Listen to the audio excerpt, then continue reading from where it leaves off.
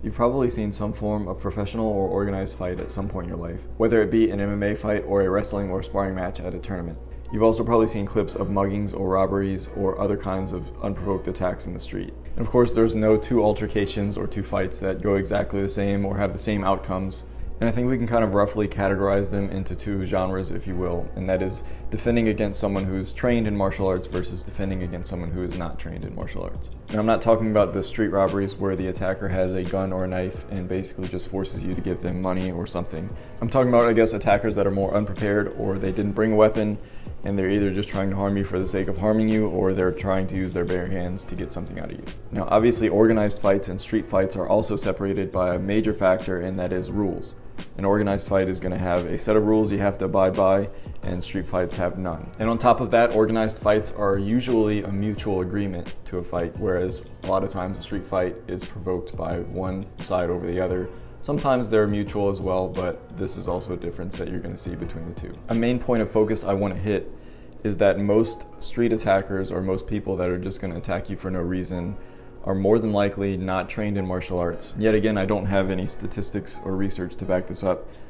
Maybe in the future I'll have more time to do those kinds of things for these videos. But my point is, someone who's trained in martial arts for enough time basically knows better than to do those kinds of things. And if somebody uses their training to intimidate or take advantage of others just to assert their dominance, in my opinion, their training has failed them. There are certainly exceptions to this, but I would go out on a limb.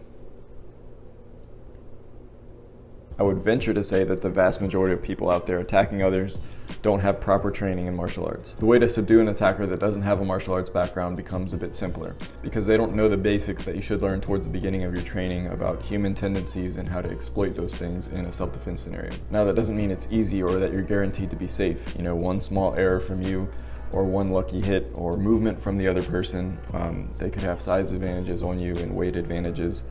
And sometimes your training can actually hurt you because you're trying to think of, what you learned, and you want to apply the things correctly, and that wastes so much time, and their human instinct kicks in and they're able to just take advantage of you. But in general, like I said, your basics should be able to help you exploit the tendencies and the common things that a person's going to do, or you can kind of coax them into doing those things, kind of as we learn in our Hapkido training, for instance. I'll go ahead and link a video of mine here that, in my opinion, is pretty helpful in teaching you a few of these basic takedowns that we practice in Hapkido that could help you in a situation like this. But I will always stress and take the stance of, you need to avoid conflict at all costs, no matter how much you want to see if your training works, and no matter how much you want to test the things you've learned over the years. It's never worth it in any scenario. And if you can skate through your whole life without having one single altercation, then I think that's the greatest goal and the greatest accomplishment that you can have as a martial artist. Just my opinion. Now, when you introduce somebody that has martial arts training into the equation, then things change.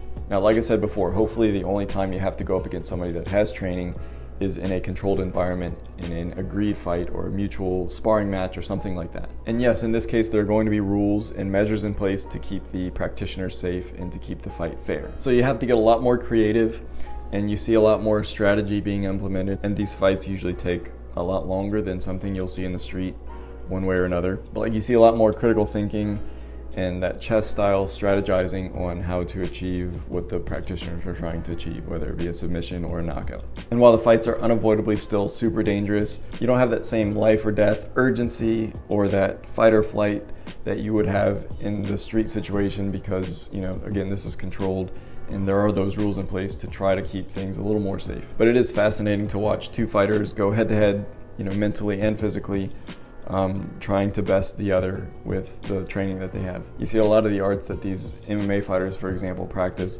like Muay Thai or Jiu-Jitsu, where the training that you see is the attacks and the submissions that you learn in class, but also what to do when the other person is doing those same attacks and submissions to you. So it's this back and forth training that builds on itself, that you learn what to do, but then you learn what to do when the other person already knows what to do, and so on and so forth. Where in a street fight situation, the assumption is more that the opponent doesn't know the same techniques that you're doing, so they're not going to be doing the same thing back to you. They're going to be doing those normal human tendencies back to you. For example, if you're pulling on somebody, then their natural reaction is to pull back because they don't want you to control them, and then you can use that back pull to turn that into another technique. That's something you would learn more how to prevent in a mutual fighting style per se. Like, you'll know what the person is trying to coax you into doing because you have that training, so you're not gonna do those same things. You're training against your natural instinct. You're overriding or recoding your muscle memory to do different things than you would naturally do. So that's the simple point I'm trying to make. If you have somebody that doesn't have that overriding or recoding of their muscle memory, which is training, then you don't necessarily have to think in those same parameters than if you were training for, a competition. And I think this is already kind of obvious knowledge to everybody, and this is nothing really profound.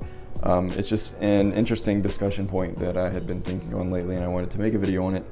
And I really like having discussions, so if anybody has any input, I would definitely like to hear about it in the comments. Yes, I think that sparring and pressure testing are vital in any art that you practice, but I don't always think that it's mandatory that you delve further into that training against somebody that has the same training as you. Unless you're into that and you want to do competitions and you want to do tournaments and you want to do fights or whatever that you want to practice. But I think there is the separation there, and it's two different avenues. And if you're just trying to defend yourself and just be safe in your natural life, then you don't have to delve as much into this more sport-like training. But just find something that you enjoy doing, find something that you love, and try not to shame others for doing something that they love that might be different than what you do. That's my point here. As always, thank you for watching and keep training.